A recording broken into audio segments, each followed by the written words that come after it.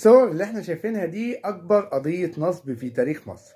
القضية فيها النصاب يطلع بريء، واللي اتنصب عليه يخاف يهوب ناحية النيابة.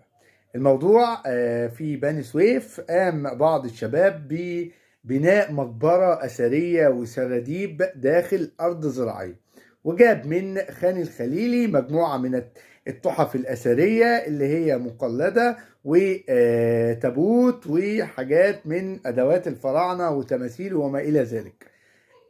بدأ يبعت رسائل للناس بطريقة عشوائية، المقبرة موجودة والكلام ده.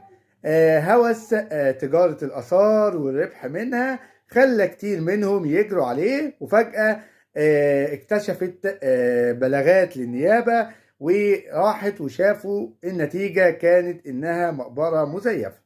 لا اللي اتنصب عليه يقدر يروح يقدم نيابة، ولا اللي